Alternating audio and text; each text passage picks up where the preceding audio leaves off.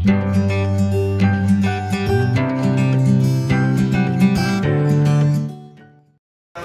tayo ay maligtas. Ano ang ina-expect ng Diyos pagkatapos na tayo maligtas? Ano ang tama nating gawin pagkatapos tayo maligtas? No? Tayo po ba ay babalik sa dati? O walang pagbabago sa buhay natin? Na yung activity mo before ay until now, yung pa rin ang iyong activity? Yung schedule mo noon ay schedule mo pa rin hanggang ngayon? So mga kapatid, dapat mayroong nagbabago sa atin. Amen? Mayroong nagbabago. Maraming dapat mabago sa buhay natin. Alam niyo po, yung lalaki lumpo, ang laki ng pagbabago ng kanyang buhay. Dati, isang makikita natin din sa kanya, dati hindi siya sikat. Ngayon sumikat siya. Bakit po? Marami nagtatanong sa kanya, sa anong pangalan ka nakalakad? Amen? No? No? O kung hindi man siya tanungin, tinatanong si Peter and John, sa anong kapangyarihan niyo po ginawa yung tao na yan? Sabag yung tao na yan ay kilala namin mula ng pagkabata na siya ay pilay mula sa sinapupunan ng kanyang ina. At pwede nag-attempt yung mga magulang niya na siya dalhin sa doktor, pero walang nangyari. Tulad ng sinabi ko before na ang pinakamahirap gamutin yung tinatawag na inborn. No? Pag inborn na ganyan ka na, so ganyan talaga ang korte ng iyong buto. Hindi ka tulad ng napilay, nabalian lang at pwedeng i-align. Naintindihan niyo po? So, what happened? Anong dapat natin gawin? Anong dapat mangyari? O anong dapat maging influence? Anong dapat epekto nito sa mga nakabalibot sa atin? Na sabi ko dun sa nabasa ko dun sa isang comment na hindi po nila makikita yung ating pananampalataya. Yung faith natin hindi nila makikita. Pero ang makikita nila sa atin yung bunga ng iyong pananampalataya. Amen? Ang bunga ng pananampalataya ay pagbabago. No? Yung faith mo hindi nila makikita. At makikita nila yan pag nagbunga na yung iyong pananampalataya. So mga kapatid, ang in-expect ng Diyos, yung pananampalataya meron ka, balang araw lalabas sa yan. Amen? There must be change. So number one, makikita natin dito, what happened after salvation with the Lamb man. Number one, sa makikita natin dyan, layman. Makikita natin dyan, sa verse number 9, makikita natin dito, yung sinasabi ko sa inyo kanina na dati hindi siya napapansin. Ngayon, napapansin na siya. Sa verse number 9, nasabi ng Bible, sa Acts chapter 3, and all the people saw him. No? So, palagay niyo po ba, itong taong ito hindi nakikita nung siya po ay nandun sa gate ng Beautiful Gate? Nakikita siya. Pero, iba yung nakikita siya ngayon, mas napapansin na siya. Amen? No? Sabi ng Bible, and all the people saw him walking and praising God.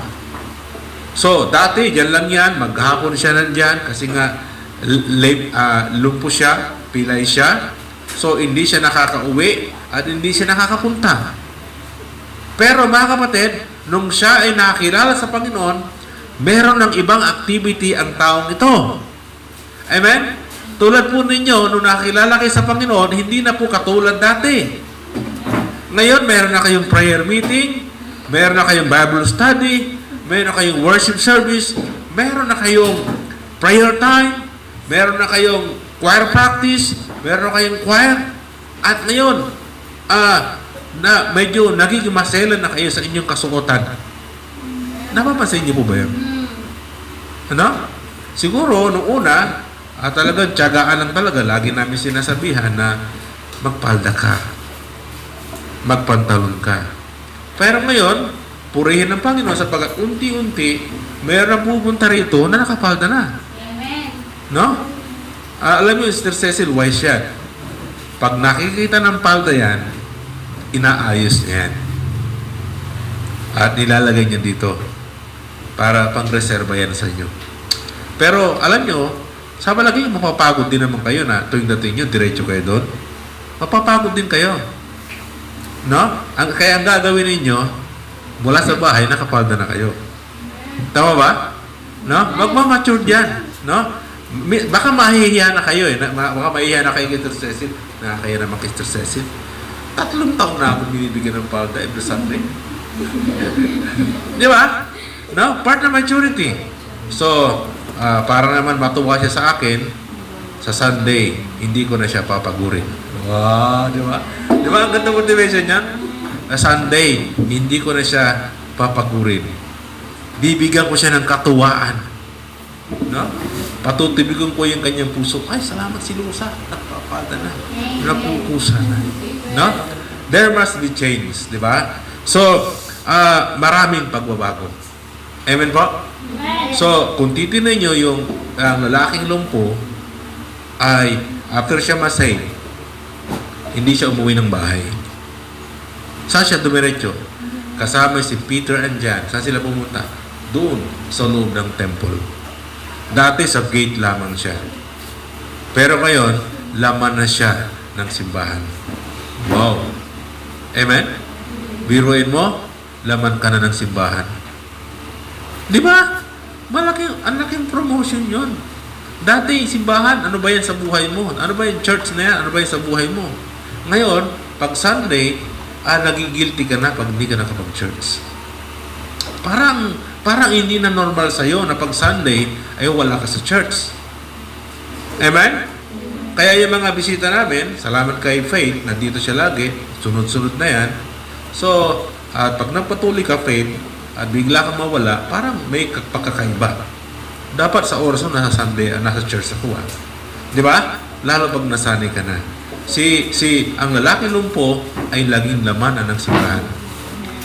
Kung ano yung ginagawa ng mga worshiper doon sa simbahan, ginagawa na rin niya. Dati, siguro naririnig niya lang yon. No? Doon sa pinuntahan namin, sa resort, doon sa Nueva Ecija, likod lamang ng sabungan. No? Naririnig namin yung ingay doon. No? Ganon din siguro ito si lalaking lumpo na siya ay nandun sa harap ng gate, harap ng temple. Narinig niya lang kung ano nangyayari sa temple. Pero ngayon, kasali na siya doon sa walking and praising God. No? Nag-praise sa Panginoon. Amen po? Nakita niyan? And then, ano pa ang epekto? Maliban sa kanya, ano pa epekto nito sa mga nakapalibot sa kanya? Mapapansin natin yan sa verse 10 hanggang 11. Ano ang naging epekto ng kaligtasan niya sa mga nakapalibot sa kanya? Alam mga kapatid, ang maganda mangyari sa atin, yung salvation mo, maka-apekto yan sa iba. Amen? Makahawa ka sa iba. So, dito, sa verse 10 hanggang 11, makikita natin dyan. Sabi ng Bible, and they knew that it was he which sat for alms at the beautiful gate of the temple. Alam nila na itong taong ito ay nandun lagi nakaupo doon sa gate, beautiful gate of the temple. At anong purpose niya? Para manghihinang limos. And then, tingnan niyo sa verse 10. And they were filled with wonder. Sila ay nagtaka. Sila ay namangha. Sila ay nagtaka. Merong question sa kanilang isip. No? Merong question sa kanilang kanilang isip. Ano ang meron? Ano ang nangyari? No? Alam niyo mga kapatid, napakaganda na habang ang tao ay pinanunood ang iyong buhay, merong isang question na pumasok sa isip nila. At yung question na yun ay, ano nangyari dyan? Bakit naggaganyan siya? Amen? Amen. No? O kaya, ang nakakalungkot, nakita ka, wala lang. Pero maganda, nakita ka na pagmasdan ng buhay mo, parang mayroong pagbabago. para may pagbabago sa kanyang pananalita, sa kanyang activity, sa kanyang pananamit, sa kanyang pananaw sa buhay. Amen? Alam nyo, kapag kayo lalalim bilang sa Kristiyano, pati yung pananaw nyo sa buhay, lalawak po yan. No? Maunawaan nyo ang buhay. No? Hindi ang pangunawa nyo, hindi ang ganyan lang. No? Marami kang makikita sa tulong ng Panginoon. No? May problema, pero minsan yung problema, hindi mo tinatrato yan bilang isang problema. Ang isang Kristiyano, pag lumalalim yan, pag may problema, ang lagi nasa isip niyan, sasabihin niya, nangyari ang lahat ng ito sapagkat may purpose ang Panginoon. Amen? Pero pag inisip mo yan, may problema, hanggang doon ka lang, problema talaga yan. Pero pag inisip mo, bakit nangyari to? Bakit inalaw ng Diyos to? Bakit inalaw ng Panginoon to? May purpose. Yun ang alamin natin kung bakit may purpose. Amen? No? Isipin natin yan. Marami bagay. Naalala yung kwento ni Pastor 14. No? Yung kwento niya na natanggal siya ng daliri. Yung pala yun. Yung palang reason kung bakit siya natanggalan ng daliri. Yung palang reason kung bakit nagalit yung hari sa kanya. Meron palang purpose. Para isave pala sila sa mga darating ng kapahamakan. Amen? Naikwento ko na to dati. Hindi ko alam kung naalala nyo. Doon sa Titanic, sino ang mapalad doon? Gamitin ko yung term na maswerte. Sino yung maswerte doon? Diba, kaya si Jack, kaya siya nakasakay sa Titanic sapagkat nanalo siya sa pustahan or game. So, nakuha niya yung ticket. So, yun po yung reward niya. Bakit siya nakasakay ng Titanic? Yung malaking barko. Tama? Ngayon, masasabi ba natin na si Jack ba yan? Si Jack ay talagang maswerte. Gamitin ko yung word na term na, o swerte. Baka alam niyo, wala namang swerte talaga. Walang swerte. Sino mapalad? Yung nanalo ng ticket o yung hindi nanalo? Hindi nanalo. Bakit? Hindi siya namatay. Di ba? So kung titingnan mo, sasabihin mo, ang palad naman ni Jack. Nakasakay sa barko. Pero kung titingnan mo na mas malawak, mga kapatid, sasabihin ng mga nakalaban ni Jack, buti na lang natalo ako. Amen? Buti na lang hindi ako nanalo. Siguro si Jack, habang nahihirapan siya sa paano mo siya makakasurvive, baka pumasok tayo sa isip niya na, bakit sana hindi ako nanalo? Di ba? Kasi yun din ang naging resulta. Mga kapatid, habang lumalawak tayo sa Panginoon, pwede mong sabihin, lahat ng mangyayari sa buhay mo, mayroong purpose. Amen po. Nakita natin yun.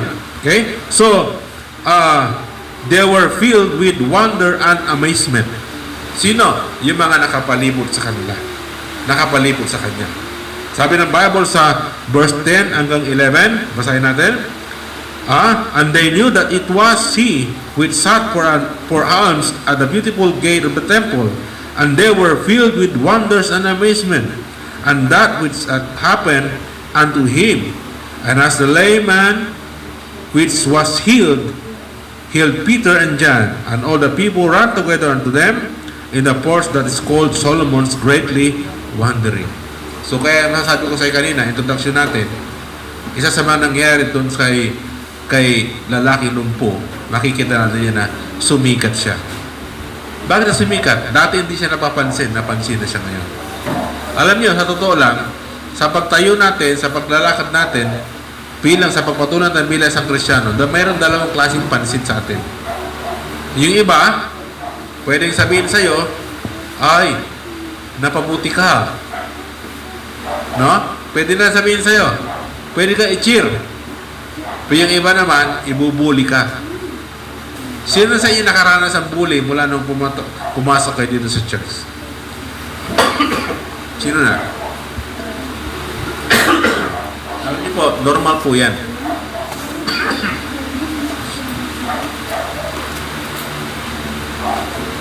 Banyo ka ba?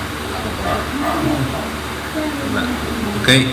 So, pag nabubuli kayo, sasabihin ko sa inyo, normal lang yan. Mas, hindi ako masyadong masaya pag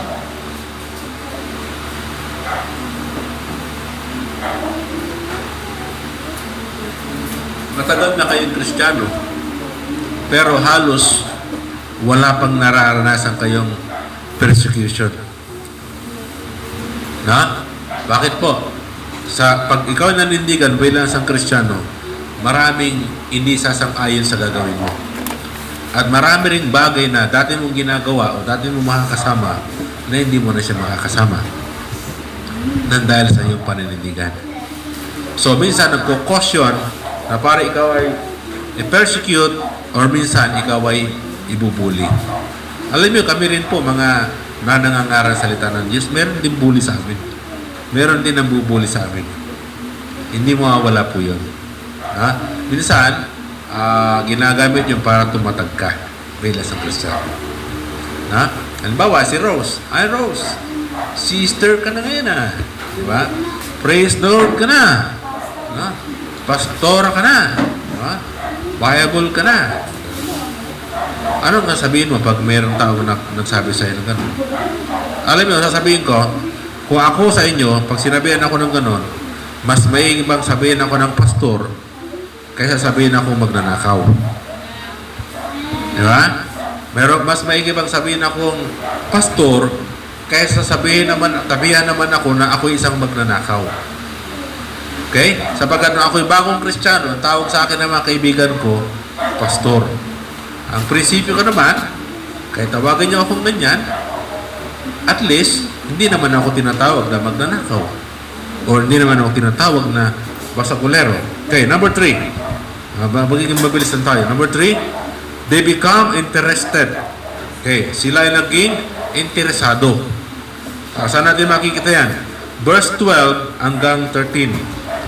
Yung mga walang interest sa spiritual na bagay, nandahil sa isang taong binago ng Diyos, pwede sila magkaroon ng interest. Isa sa mga nakakatuwa sa amin, sa Pangasinan, hindi ko ito pinagmamalaki pero pinagpapasalamat ko. Natutuwa ako sa kabilang banda sapagkat alimbawa, yung anak nila doon ay napapariwara sa Pangasinan. Alam mo ang sinasabi nila? Dalhin pagtarbuhin nyo yan kay Arnel. Aayos yan. No? Yun ang, doon kami nakilala sa amin, sa Pangasinan. No? Halimbawa, yan ay nababarkada. Natutuwa ako sapagkat yun ang kanilang pananaw. Pero hindi naman kami perfect. Ginagawa lang namin yung pwede namin magawa para sila mapaayos. Sasabihin nila, ay, dali mo kay Arnel yan. Pagtarabuhin mo kay Arnel yan, magiging maayos yan. Sapagkat sa amin, sa shop namin, bawal ang sugal, bawal ang sigarilyo, bawal ang alak, no? Maraming bawal sa amin. So, kaya yung iba, alam ko naman, merong mga naninigarilyo pa rin, pero hindi nila pinapakita sa amin. At least, kahit papano, hindi yung ibang mga amo, mismo yung amo nila ang kainuman nila. No, ganun ako ganun ang trabaho ko dati, no, helper ako tagabili ako ng pulutan, tagabili ako ng maiinom nila. Pero ngayon, sa amin, sa shop namin, hindi pwedeng alak sa amin. Kaya yung iba, sabi nila, dali mo kay Arnel yan, ayos yan. So, mga kapatid, they become, yung mga tao na nakapalibot sa binago ng Diyos, which is yung lalaki lumpo, ay nagkaroon ng interes patungkol sa Panginoon. Alam niyo po, mga kapatid, yung po yung isang bagay na dapat na mangyari sa atin. Na pag nakita nila na binago ka na ng Diyos, mga kapatid, makakaroon din sila ng interes. Ano ba mayroon niya sa church na yan? Ano ba nangyari sa tao na yan? Dati ganyan yan, ngayon ganito na.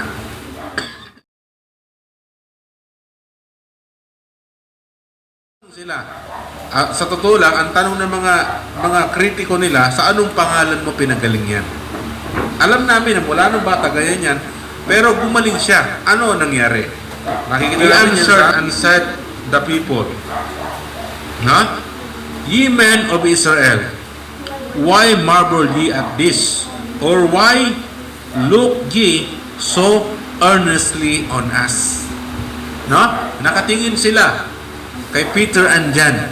Talagang interesado sila sa sasabihin ni Peter and John. Sa totoo lang, ito po yung second sermon after na sila po ay makareceive ng power galing sa Holy Spirit. Sabi dito, Israel, why marvel ye at this? Or why took ye so earnestly on us? As though by our own power or holiness, we had made this man to walk. Sa palagay niyo ba ay dahil sa aming kapangyarihan o dahil sa aming kabanalan, siya po ay gumaling? Mga kapatid, isang bagay din na dapat makita natin. Pag mayroong nagpupuri sa atin, huwag nating lulukin yung papuri. Amen? Ano dapat natin gawin? Ibalik natin ang kaluwalhatian doon sa talagang dapat tumanggap ng papuri. No? Praise the Lord. Purihin ng Panginoon kung yun ang nakikita mo sa buhay ko. Amen? So, imbis na ikaw, ituro mo siya sa ating Panginoon. Yun ang ginawa ni Peter and John. No? Sabi ng Bible dito sa verse number 13, no? Akala ng mga tao, si Peter and John ang nagpagaling. Pero, si Peter and John, itinuro niya ang tunay na source ng kagalingan. Ang tunay na source ng kaligtasan. Amen? Sabi ng Bible sa verse 13, the God of Abraham, and of Isaac, and of Jacob, the God of our fathers, had glorified His Son, Jesus, who ye delivered up and denied Him in the presence of Pilate. So, mga kapatid, ano makikita natin dito? Ito mga nagtatanong na to, mga kapatid, sila po, isa sila sa mga nag-deny kay Jesus Christ. Isa sila sa mga nagpako kay Jesus Christ. Kaya, ang gustong iparating ni Peter and John dito, yung pinako niya sa krus, yung pinahirapan nyo, siya ang nagpagaling ng taong ito. Amen? Kaya, ang sabi ng Bible dyan, sa bandang baba, sa verse 14, but ye denied the Holy One and the just, and desire a murderer to be granted unto you. Sino ba pinili nila nung pinapili sila ni Pilato? Magnanakaw o si Jesus? Mas pinili nila si Barabas. At hinayaan nilang mapako sa krus. Iningi nila na mapako sa krus si Jesus Christ. So, faith, tanda mo to, baka hindi mo pa alam to. No? Mas pinili pa nila na palayain si Barabas at pinili nila na maparusahan si Jesus Christ. Sa isang reason, inggit. Sapagkat yung nagagawa ni Jesus Christ, tulad ng nagpagaling uli siya dito, ay hindi kayang gawin ng mga Pariseo. Kaya ang gusto nila, mabura na sa mundo si Jesus Christ upang yung loyalty ng mga Hudyo ay bumalik uli sa kanila. Naintindihan nyo? Sabagat unti-unti na yung loyalty ng mga worshiper dun sa temple ay napupunta na kay Jesus Christ. So gusto nilang mabura si Jesus Christ. Verse 15. Okay, verse 15. So ang ginagawa ni Peter dito, ipinapakita niya kung ano yung error na ginawa ng mga Israelita, mga Hudyo. Verse 15. Hindi lang siya dininay, kundi sabi ng Bible, and killed the Prince of Life, which is the Lord Jesus Christ, whom God has raised from the dead, whereof we are witness. Andyan, yung they are the witness. Totoo yun, sapagkat nakausap nila si Jesus Christ bago siya pumunta ng langit. Amen? Okay, so verse 16. And his name, through faith in his name, had made this man strong. So, sino tinutukoy dito? Kay Jesus Christ na. Si Jesus Christ ang gumawa sa lalaking ito para ito'y maging strong. Para siya lumakas. Para siya makatayong muli. Para siya makalakad muli. Okay. Whom ye see and know, the faith which is by him had given him the perfect soundness in the presence of you all. And now, brethren, I would that through ignorance ye did it, as did also your rulers. But those things which God before had showed by the mouth of his prophet that Christ should suffer, he had so fulfilled. So anong challenge? Repent. Alam nyo kung ang magtuturo nitong talatang ito ay yung mga Bible scholar, maintindihan natin na napakaliwanag to. Ibig sabihin nito, sapagat ang sabi ng Bible sa verse 9, repent. Sino ang kausap niya dito? Mga Hudyo. Anong ibig sabihin? Magsisi kayo sa inyong ginawa. Ano ba ang ginawa nila? Anong ba ang ginawa ng mga Hudyo? Meron ba kayo alam? Ang ginawa nila ay mas pinili pa nila si Barabas na palayain kaysa kay Jesus. Ang ginawa nila ay nagkasundo sila na himukin si Pilato, nagsigaw sila ng ano? Crucify him, crucify him. Kaya itong si Peter and John, inihimok niya ang mga tao, mga audience niya sa kanyang preaching, which is mga Judaism, mga Hudyo, na magsisi kayo sa inyong mga kasalanan. Mag-repent kayo sa inyong maling atol, maling ginawa na si Jesus ay inyong dininay, nireject at ipinako sa krus. Sabi ng Bible, repent ye therefore and be converted. Kayo ay ma-convert, no? Kayo ay mabago. Yung inyong pananaw mabago. Kanina po, sino panonood ng Superbook kanina? Okay, nanonood ako kanina. Si Mama, pinaliligo ka na, hindi ka malkaligo-ligo.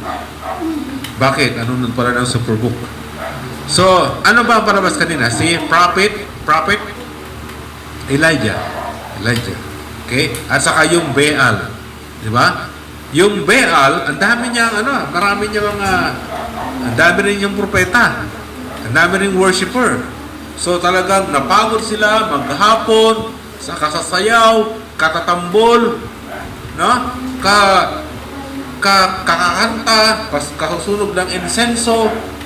Ang dumat, hindi ba nga pinakita yung ano doon yung sinasabi ng Bible na sinugat nila yung kanilang mga katawan para ipakita talaga nila na sila ay seryoso. Nagmamakaawa sila na harapin sila ng kanilang Diyos. Pero ano nangyari? Tinawanan sila ni Elijah. Sabi niya, teka, lakasan yung konti, baka yung Diyos nyo natutulog lang. Lakasan yung konti, baka yung Diyos nyo nananaginip. O baka nandun siya sa palikuran. O baka mayroong bisita, baka namasyal. Lakas-lakasan niyo pa. So, sayaw ulit sila Leo. Nagmamakawa sila. Bilang pagpapatunay, Baal, na ikaw ay totoong Diyos. Pansinin mo kami. Hanggang sa napagod sila, anong ginawa ni Elijah? Kumuha ng bato. May ibig sabihin yung bato eh. No? Sa ibang preaching natin, makikita nyo yan. May ibig sabihin yung bato. No? And then, hinilan yung baka, kinatay, nilagay sa ibabaw, binasa pa. No? Sabi pa nga ni Elijah, do it for 3 times. Punuin niya hanggang sa umapaw. Anong ginawa ng prophet Elijah?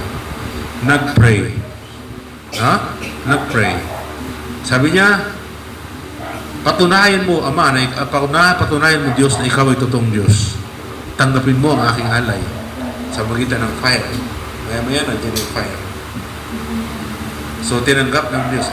Nag-answer ang Panginoon sa prayer ni Elijah. Ano nangyari? yung mga tao na tumatalikod na sa Diyos, ano nangyari? Sila ay nagbalikan sa Panginoon. Nag-repent sila.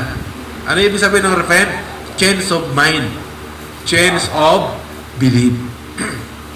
Baguhin nyo na ang iyong kaisipan patungkol sa Diyos. Ito ang totoong Diyos.